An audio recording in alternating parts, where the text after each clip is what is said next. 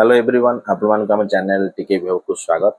तो देखि नियंतु dearness allowance रो गोटे अपडेट न्यूज आछि जोटा कि आपन माने जानि थिबे डीए रो वृद्धि होबा को जाउछि। कारण प्रति वर्ष दुई थर डीए वृद्धि हुए जोटा कि आपन जनवरी सेक्शन ने आउ जुलाई सेक्शन। तो जुलाई मास आसी गलानी तो डीए रे वृद्धि होबार आशंका अछि। तो केते परसेंट वृद्धि होबो से नै न्यूज टी आसी सरकारी कर्मचारी मानक गोटे खुशी खबर कह गले तो महंगा भत्तारे हो पारे 4% वृद्धि। तो वर्तमान जहाँ भी अच्छे आगो को 4% वृद्धि नहीं सूचना आसी। तो से न्यूज टी हम डिस्कसन करवा पूर्व आपड़ी प्रथम थर पर चैनल व्यू कर चैनल को सब्सक्राइब करने सहित बेल आइकन क्लिक कर दिया कारण नुआ नुआ नोटिफिकेशन अपलोड होला मात्रे आपण वीडियो प्रथमे पाई पारे। तो डेढ़ नगर देखि नबा न्यूज टी कौन अच्छे।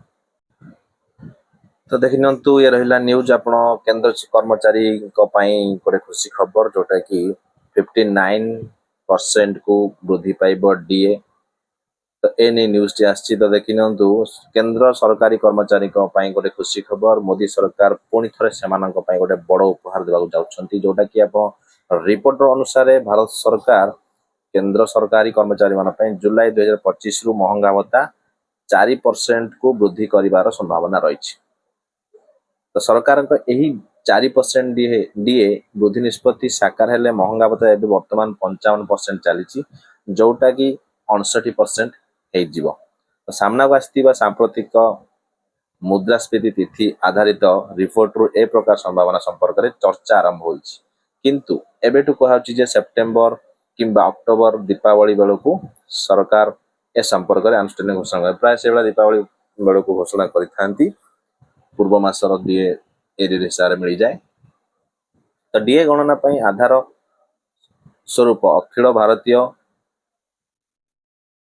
शिल्प श्रमिक मूल्य सूचकांक जोटा रही AICPI-IW मे 2025 रे आपणकर देखंतु 0.5 पॉइंट वृद्धि पाई जोटा कि 144 रे पहुंची जाइए। गत 3 मास मध्य सूचकांक निरंतर वृद्धि देखाई। मार्च 143 थिला, एप्रिल 143.5, वर्तमान मे मास जोटा थिला 144 रे मध्य थिला। तेबे जदि सूचकांकर ए प्रकार ऊर्ध्वगामी धारा जारी रहे जून रे 144.5 वृद्धि पाइथिला तेबे 12 मास रे हाराहारी 144.17 रे एक साथ रे पहुंचीबार आशा कराउतला। तो सप्तम वेतन कमिशन सूत्र अनुसार यह प्राय 58.85% डीए हार रे परिणत हो 7 पे हिसाब। तो सामरिक भाव में देखा 59% डीए को वृद्धि अनुमोदन करिपारंती। तो एने समस्त सूचना आसूची सप्तम वेतन कमिशन अधीन शेष डीए वृद्धि कारण 2026 रु 8 पे लागू होबार अच्छी। तो केबे लागू हम सेटा तो वर्तमान सुधा न्यूज किसी आसी नाही।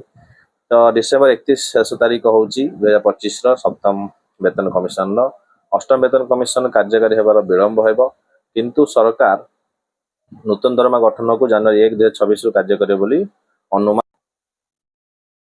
यार अर्थ नूतन वेतन कमिशन अधीन दरमा किंबा पेंशन जेकोसी वृद्धि जनवरी 26 किंबा प्रकृत कार्य आरंभ तारीख मध्य बकेया भाव में प्रदान कर जार जेबेठू लागू हम जनवरी 26 किंतु लागू कर डेट रु बकेया दरमा एरियर हिसाब से दिज्व बोली आकलन कराउछि। सरकार मुद्रास्फीति ट्रैक करने महंगा भत्ता नियंत्रण करने और नीति प्रस्तुत करने AICPI-IW सूचकांक व्यवहार करते।